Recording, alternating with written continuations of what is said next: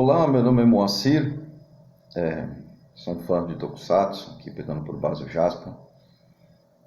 Trabalho com roteiro e produção há mais de 20 anos, porém nada a ver com Tokusatsu. Então, de nada vale essa minha experiência.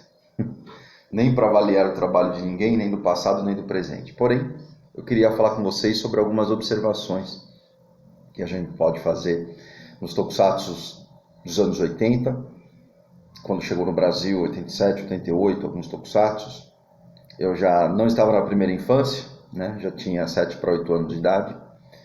E fui um daqueles que foi garfado aí, que quando conheceu Jaspion e os outros heróis, simplesmente começaram a ignorar as outras produções, de tanto que eu comecei a gostar, e acho que isso aconteceu com muita gente, né? Pessoal, sem nenhuma pretensão de avaliar o trabalho do passado nem do presente, até porque não me coloco capaz disso, mas eu gostaria de parabenizar o Ricardo Cruz, evidentemente, o Rafael Cennini, o pessoal do Tokudok, né, Danilo, e quem trabalha com ele, ajudando, e também o pessoal do Resistência. Vocês são praticamente os 5 adultos iluminados pela luz. Essa é a verdade, porque, de certa forma, nós estamos falando de um produto que, pela lógica do mercado, nem deveria existir mais, né? O que já não foi produzido de 1980 para cá, considerando cinema americano, emissoras de TV, seriados, show business, música, tudo que a gente consumiu nesses 30, 40 anos, e de repente o Tokusatsu volta. Na verdade ele nunca deixou, né? Mas o que eu gostaria de dizer hoje, especificamente sobre roteirização e métrica sobre esse trabalho, que não é difícil de a gente entender como funciona, como funcionou e como pode funcionar. E o porquê que eu estou falando disso, né? O trabalho de grafismo, eu já assisti mais de 50 vezes só o trailer oficial, né, que seria um suposto filme que o Rafael Cennini fez. Participei no chat de lives recentemente com Resistência Tokusatsu, o Tokudok, assim por diante. E gostaria de trazer aqui em pauta, de certa forma, algo que não é muito falado. Desde quando eu entrei na faculdade, nós sabíamos que o Brasil não produz muitos roteiristas, por falta de interesse do mercado em parte, né? Porém, existe muita gente que sabe fazer roteiros, né? Seja de Tokusatsu, enfim, de qualquer outro estilo. E quando a gente tem um produto como esse, voltando ou simplesmente ressurgindo, né? Porque ele nunca nos deixou, vamos dizer assim, a gente está provando que nem tudo é uma aceitação do mercado, né? Nós estamos falando aqui de algo que se assemelha a grandes produções mundiais, como por exemplo, na música, uma banda como Pink Floyd, Beatles. Esses caras foram fabricados, em algum momento eles se modelaram ao mercado, alguém perguntou, teve uma pesquisa, dá para saber se investindo 4 milhões, de repente o retorno vai ser de 8, como o mercado normalmente pode exigir? Não, nós estamos falando de algo que há quase meio século surgiu, sobreviveu e atravessou gerações, porque nós não somos velhos o suficiente para sermos nostálgicos e também não somos novos para dizer que ainda estamos na infância. Pelo contrário, todos nós já tivemos nossas profissões, né? Um ganha-pão aí, cada um, alguns na área de tecnologia, outros de edição, outros em outras áreas. O pessoal do circo, né, que também fez um ótimo trabalho aí com os Tokusatsu nos anos 80, e cada um seguiu seus passos, os dubladores, assim por diante. E o produto está aqui, ele existe, né? Aqui é um exemplar aqui da Fox Filmes lançado, né, há uns anos, e oficial, né, do Jasper, em 5 DVDs. E o que eu quero falar a vocês é tentar observar o que aconteceu nos Tokusatsu dos anos 80, para a gente tentar, sei lá, conversar, fazer um paralelo, né, com o que é feito hoje, o que pode ser feito daqui por diante, porque a gente tem visto que, se você pegar a obra do Jaspion, você tem aí acho que menos de 20 horas, né? Editado, material editado. E é possível ver, por exemplo, entrando já nesse primeiro assunto de métrica, é possível ver, por exemplo, que no primeiro a compilação que existe no YouTube aí com lutas, por exemplo, do Jaspion, do Dairon com o Satangos, você vai ter um vídeo de 8 minutos e 26 segundos. Você tem lutas de menos de 3 minutos, né? O que eu quero dizer é que essas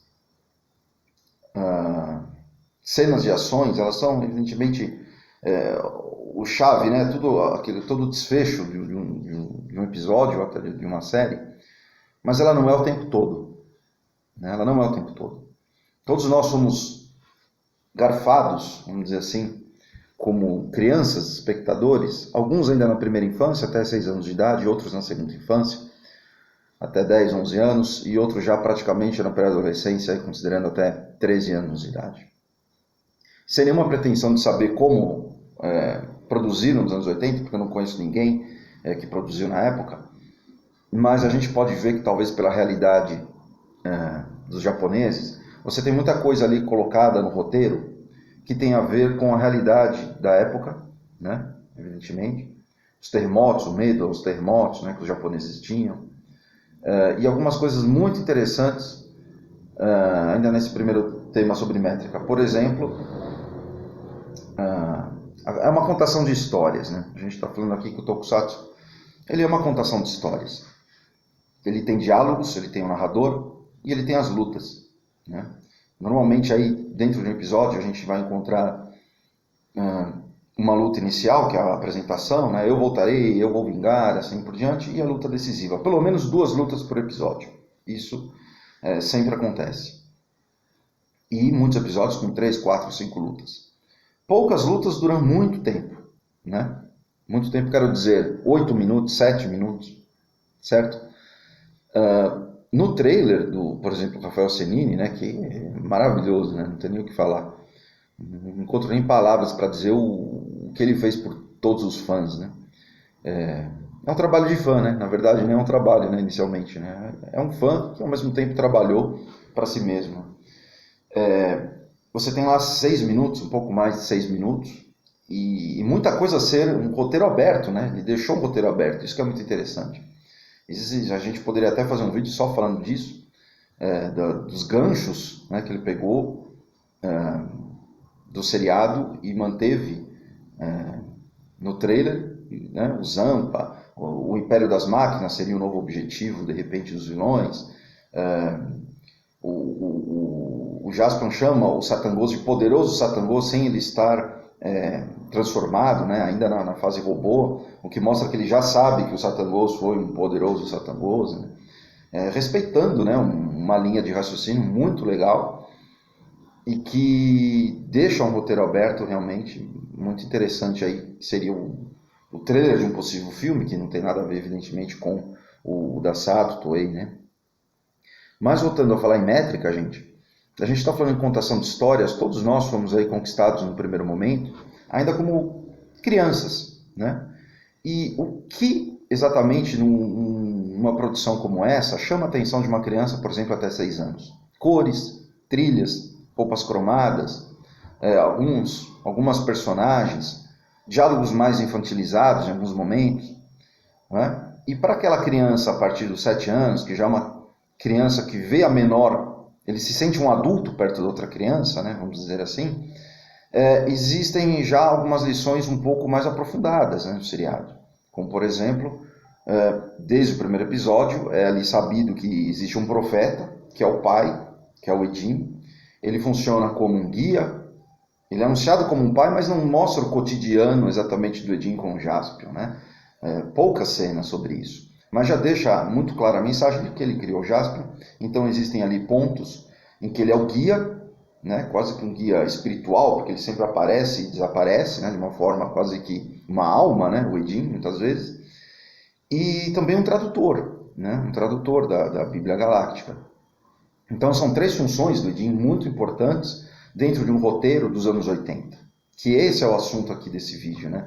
Eu vou procurar tentar mostrar por que a gente diz, não se fazem mais como nos anos 80, não se fazem mais Ou será que vamos ter um dia, né? Será que vamos ter um dia um seriado como aquele, né, dos anos 80, assim por diante. É claro que existem 8 minutos e 26 segundos de todas as lutas do Darwin com Satan Bus. Poderia ser muito mais. Talvez por falta de opções de efeitos especiais da época, talvez por falta de necessidade de esticar muito também as lutas, mas de qualquer forma nós estamos falando num período em que não existiam vídeos tão curtos, porém os roteiristas eram fantásticos já, né? Eles pensavam rápido. Um episódio ele tem cenas de 2 minutos, 1 minuto e meio de diálogo, mais 2 minutos de outra luta e assim por diante, cenas de 30 segundos, tudo muito rápido. Em 23, 24 minutos, o episódio é fechado. Por isso que eu disse, em 46 episódios, dá uma média de 20 horas ao total, não é? Então, pessoal, nos anos 80 nós tínhamos dentro, não sei se de propósito ou não, né? Volto a dizer, não tenho a menor pretensão de adivinhar o que foi feito e nem avaliar. Eu estou observando, tá? É só uma observação.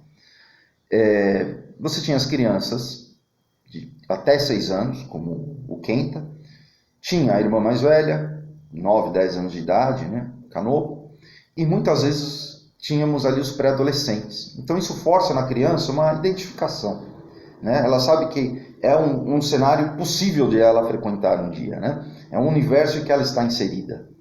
Isso é fantástico. Claro que sem a atuação dos atores é muito difícil, né? Claro que num Jaspion totalmente 3D, a história fica um pouco diferente, né? Pelo menos essa apresentação. Porém, não é impossível de se fazer, né? Mas voltando, existem então as crianças, existem os adolescentes, existem o herói que em alguns momentos é chamado de tio, como na história do Gordon, né? De tio, né? Para salvar o Gordon. Existem também aquelas figuras, né? Aquelas personagens que seriam mais ou menos como um animal de estimação, vamos dizer, né? Mia, Namagderaz, Sion, né? Cada um com a sua história, mas aquela mensagem de que muitos deles são órfãos e foram criados, né? Então vamos vamos cuidar dos nossos animais, né? Delimitar espaços como o Sion que sai da caverna. Olha, ele não pode sair da caverna, é perigoso lá fora, né? Então quando você tem um animal de estimação, a criança já entende que de certa forma você não vai deixar o cachorrinho no meio da rua, por exemplo, né? São mensagens que estão dentro de um roteiro que são importantes e que de uma certa forma foram responsáveis por conquistar as crianças da época, entendem? Ainda voltando a falar sobre esses itens, existe então o profeta, a Bíblia Galáctica, depois existe a bruxaria, materialização dos pais do Jaspion, de uma forma bem resumida, né? O John Tiger, que quando era criança eu assistia, eu falava, por que esse episódio está aí? Por que o John Tiger está lá no fim? Não fala do pássaro dourado, não fala de nada. Mas na verdade o episódio do John Tiger ajuda a gente a entender que num determinado momento ali da infância, você tem aqueles amigos que somem, né? Ou aquele amigo que sumiu, mudou de cidade, por algum outro motivo, ou de repente você o reencontra e ele já não aparece como seu grande amigo, né? Não compartilha das mesmas brincadeiras, dos mesmos assuntos, e te frustra isso na infância, né? São coisas importantíssimas na infância que estão inseridas ali dentro do seriado, né? Então, gente, tentando observar, mais uma vez falando, e apenas observar, sem avaliar, dizer que é bom, que é ruim, que está certo, que está errado, no Jaspion a gente encontra, focando no Jaspion hoje, né, a gente encontra esses assuntos de uma forma absolutamente rica e que quando chega uma cena de ação, uma cena de luta, a criança já está envolvida com aquele sentimento de tal forma, né, às vezes de vingança, às vezes de raiva, às vezes para simplesmente ter o desfecho mais justo da história, e às vezes nem concordando, né? Poxa, precisava dar o golpe final no Sion e matar o Sion, né? Até hoje isso é discutido nos blogs, né? E talvez esses sejam os ganchos que tenham conquistado as crianças, além das lutas, além das armaduras, dos golpes, dos raios laser, né? Do sensor óptico e assim por diante, né? Então é uma reflexão que eu faço aqui com vocês, porque nos anos 80 havia talvez uma inserção muito grande de gente da área de pedagogia, de escritores, em roteiros, entende? Os roteiros não eram feitos especificamente por pessoas que liam outras histórias e tentavam reproduzir ou fazer remakes e assim por diante. E essa inserção é o que hoje eu acho que poderia acontecer na Toei, né, na Sato, né, enfim, quem desenvolver o filme do Jaspion, e evidentemente todas as produções de Tokusatsu nacionais, que a gente tem o Timerman, o Sector Sun e muitos outros aí que, desculpa se esqueci de falar, de citar algum, mas que é um trabalho fantástico mesmo, né? Até plagiando aqui o adjetivo do Jaspion, porque é algo que não deveria mais existir, essa é a verdade, né? Pela lógica do mercado. E é por isso que eu digo a vocês, não desistam, né? Todos os produtores, quem está envolvido, procurem seguir adiante dentro das limitações financeiras e das condições da agenda de cada um, mas é algo que deve ser custeado. Eu não entendo por que a Sato não pegou o Rafael Cennini e falou, vamos fazer, já fechar um contrato, vamos adiante, porque, gente, eu não sei se de repente é uma limitação cultural, uma questão de os brasileiros fazendo alguma coisa, mas realmente, pelo que foi mostrado, né, pela atenção, pela dedicação do pessoal que faz no interior, muitas gravações de Tokusatsu, né, em meio a árvores, né, colocando aquela realidade mais do interior aqui no Brasil, não tem mais o que pensar, né? Parece que está todo mundo dormindo, né? Os investidores, né? Eu realmente não entendo o porquê dessa, não sei se é dúvida, enfim. Bom, seguindo os assuntos, gente, em termos de gestão, muita gente tem falado aí sobre não precisa passar mais na Band, eu tenho no YouTube, eu tenho, né, outras formas de assistir. Eu gostaria de reiterar a vocês que é muito importante toda a mídia aglutinar valor, certo? Pode passar na Band, no outro canal, tanto faz, qual horário, mas seria muito importante o Tokusatsu ficar vivo na TV aberta, ainda que a TV aberta esteja declinando, né? Essa é a verdade. Mas não deixa de ser uma mídia aglutinadora no sentido de atrair mesmo os investidores e também não deixa de mostrar que tem muita gente assistindo, consumindo. Né? É algo que a gente nem consome, a gente admira, né? É diferente. Porque quando você consome, tem a ver com satisfação do cliente. Né? O que é o consumidor? Você compra um alimento, alguma coisa, e quer satisfazer. O Tokusatsu não, o Tokusatsu realmente é muito mais uma obra de arte, um quadro. Por quê? Muitas vezes você não gosta de um episódio, não gosta de um herói, a gente falava mal do Lion Man, né? Porque é uma produção muito mais simples, mas todo mundo hoje do Tokusatsu abraça o Lion Man, né? Não, vamos assistir, vamos compartilhar, vamos falar bem do Lion Man, né? Você não vê ninguém denegrindo uma produção um pouco mais simples ou que não agradou simplesmente à época, né? Com toda a sua precariedade de produção. E é uma característica do fã, né? Quando a gente gosta muito de alguma coisa, a gente não vai denegrir um produto um pouco inferior. É diferente, não é? Então, voltando a falar da métrica, que é um assunto um pouco mais rápido, eu creio que seja isso, gente, né? O quanto dos episódios eram de diálogo, o quanto era de luta, até para valorizar as lutas. E eu gostaria de fazer uma ressalva aqui, uma observação ao Space Squad, né? Que também foi muito bem feito, evidentemente, mas eu identifico ali alguns diálogos um pouco fáceis, como assim, vamos pular logo o diálogo, vamos para a cena de luta, entende? Que é o que interessa. Óbvio que, considerando a gente já adultos, quando a gente vê a cena de luta é o que nos interessa. Pô, que legal, né? Já tá. Mas não vamos ignorar esses elementos que foram tão importantes quando a gente começou a gostar de Tokusatsu, até porque as crianças de 2018 em diante, né, que começaram a ver Tokusatsu também na TV aberta e com os pais, possam observar essas coisas, né, ser contagiadas no bom sentido, por esses elementos tão importantes que o Tokusatsu tem nos seus roteiros, tá? E falando exatamente sobre a métrica, basicamente é isso que eu queria falar com vocês. Espero que tenham gostado e até uma próxima oportunidade. Falou!